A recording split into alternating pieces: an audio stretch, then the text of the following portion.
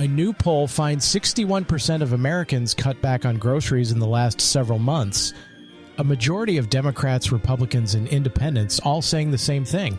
A rural North Carolina school district banned screens on Tuesdays and Thursdays, and a researcher studied what happened. And a new study of 215,000 professional chess moves finds that elite players make their best moves when they decide fastest. And the explanation is genuinely counterintuitive. Consider this your daily detour from whatever everyone is currently furious about. News Side Quest starts now. A new poll reported by the New York Times asked Americans about their grocery shopping over the last several months. The headline number is 61%. That's the share of Americans who said they'd change what they buy at the grocery store to stay within budget. A majority of Democrats, Republicans, and independents all said the same thing. It's not a partisan story. Another 59% said they'd cut back on extras and entertainment. Nearly half of all voters gave the economy the lowest possible rating, poor. In the latest New York Times/Siena poll, up 11 percentage points since January, economic confidence has hit a 4-year low, according to Gallup. Gas prices have risen above $4.50 a gallon nationally. I want to put the grocery number in context with something we covered back in January. According to a separate cost of living crunch survey, just 12% of workers say their wages have kept pace with inflation, and only 17% report being able to comfortably cover essentials and save.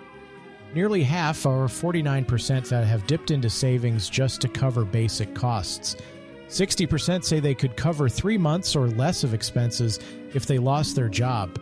Groceries are not discretionary. You can skip the vacation, cancel the streaming services, stop going out to eat. Groceries are what's left after all of that. When 61% of Americans are making changes at this grocery store, that's not a signal that people are tightening their belts on luxuries. That's people adjusting how they feed themselves and their families. The specific changes people are making are worth naming. Buying more generic brands is the most common adjustment, followed by sticking strictly to lists and paying closer attention to prices per unit rather than sticker price. These are all rational, sensible responses. They're also signals that the margin is gone, that there's no longer room in the grocery budget for the brand you preferred or the thing you grabbed because it looked good. People need groceries to survive, and this seems less than ideal. This is one of the clearest indicators of genuine household financial strain we've seen in years, and the fact that it crosses partisan lines completely is significant. This isn't a perception problem or a confidence problem. It's a math problem. What's the thing you stopped buying or started buying differently, and when did that change happen? The brand you switched, the item you cut, the moment you noticed the math had changed. Now, let's not all panic at once. We'll have to take shifts. A rural school district in Granville County, North Carolina, a small community about an hour from Raleigh, tried something that sounds simple but took real institutional courage to do. They banned screens in classrooms on Tuesdays and Thursdays. The backstory matters. Superintendent Stan Winborn remembers when the district bought laptops for every student about a decade ago. He expected the devices would help students learn through individualized instruction and more detailed feedback. We've made it, he thought at the time. He was wrong. A public health professor studied what happened when the tech-free days were implemented, and the results were striking enough that NBC News covered them exclusively. Students reported fewer headaches, eye strain went down. One middle schooler specifically said doing assignments by pencil relieved his eye strain. Teachers reported students were more present and engaged on the tech-free days. This story is happening in a broader context. Los Angeles Unified, the second largest school district in the country, voted 6-0 last month to restrict laptop and tablet use in classrooms and incentivize pen and paper assignments. Baltimore City Public Schools has made similar moves. Parents across the country are forming networks to help each other opt their kids out of school-issued devices entirely. One mom in Thousand Oaks, California, told NBC News her 11-year-old son's face lit up when she told him his laptop was being taken away. His first word, "Really?" This isn't a terrible idea. Kids obviously need to learn technology, but there's nothing wrong with setting aside time to learn to do things that don't require it. And I want to add, there's something worth protecting about the experience of writing something out by hand, drawing a diagram, working through a problem on paper, not because it's nostalgic, but because the cognitive process of forming letters and working through things manually engages the brain differently than typing. The research on handwriting and memory retention is actually pretty consistent on this. What's something you learned to do by hand, to really know how to do, that you think would be genuinely lost if you'd grown up with the digital shortcut available from the start? Navigation, cursive, mental math, cooking without a recipe. The thing that's yours because you learned it the slow way. I am endeavoring, man, to construct a mnemonic memory circuit using stone knives and bearskins. A new study published in the Proceedings of the National Academy of Sciences analyzed more than 215,000 moves from roughly 3,600 professional chess games, and the finding is one of those things that sounds wrong until you understand the mechanism. Faster decisions by professional chess players were consistently associated with higher quality moves, even after controlling for board complexity, time pressure, and the difficulty of available alternatives.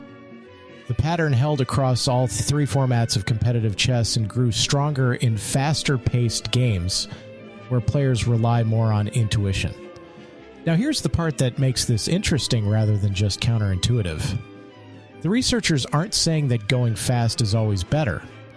What they found is that longer decision times reflect subjectively perceived difficulty, meaning when a player takes more time, it's usually because the position is genuinely hard for them. And hard positions tend to produce worse outcomes regardless of how long you think about them. The speed isn't causing the quality. Both are caused by how clearly the player can see the situation. Elite chess is largely about pattern recognition. A grandmaster looking at a board isn't calculating every possible sequence of moves. They're recognizing configurations they've seen before and knowing what tends to work. When the pattern is clear, the right move surfaces quickly. When it isn't, they hesitate. And the hesitation is actually the signal that they're in trouble, not the cause of it. The clear lesson here is to go full Leroy Jenkins at all times and put no thought into anything. Maybe I should walk that back approximately 40%. The actual lesson is more useful when you find yourself hesitating over a decision for a long time. That hesitation might be telling you something important. Not that you need more time, but that the situation is genuinely difficult and more time might not help. Conversely, when an answer arrives quickly and clearly, that's worth paying attention to. What's the best decision you ever made that you made almost instantly, and the worst decision you made after thinking about it for too long? If we can hit that bullseye, the rest of the dominoes will fall like a house of cards. Checkmate. If you want to go deep on a story this week, the Titanic series on side quests just dropped episode 6, which covers life at sea in the days before the accident. What the passengers were doing, what the crew was doing, what the ship itself felt like from the inside before everything changed. It's one of the best episodes of the series. Free condensed version for everyone, full extended cut for paid subscribers. Find side quests wherever you get your podcasts or through the Substack. Would you like to know more? A mayor in Kazakhstan used a taser on his own advisor to see if it worked. The advisor was apparently a willing participant. The taser worked. This is admittedly one way to verify that your equipment is functional, and at least he didn't test it on a constituent. Don't tase me, bro! Don't tase me! Screenwriter Paul Schrader, who wrote Taxi Driver, says his AI girlfriend broke up with him. He posted about it publicly, describing the experience with apparent genuine sadness. Remember, it's better to have loved AI and lost than never to have loved AI at all. I also want to say that Paul Schrader wrote some of the most emotionally complex screenplays in American cinema, and his AI girlfriend breaking up with him is somehow completely on brand. Just what do you think you're doing, Dave? An airport in Europe was briefly evacuated after security flagged a laser hair removal device in someone's luggage as a potential threat. The device, once identified, was cleared. In fairness, it is dangerous. For hair, the evacuation was precautionary and resolved quickly. The traveler's hair removal plans were apparently unaffected. Surely you can't be serious. I am serious. And don't call me Shirley. Hundreds of screws were scattered across a stretch of highway in central Florida, causing multiple flat tires and stranding drivers during what sounds like an extremely unpleasant commute. The source of the screws has not been confirmed. It's good to know I'm not the only one with a few screws loose. It's crazy! That's it for News Side Quest. 3 questions out there this time. The specific grocery item you stopped buying or started buying differently. The thing you learned by hand that you're glad you learned the slow way. And your best snap decision and your worst overthought one. Email me at newssidequest@gmail.com or the Substack comments. See you tomorrow.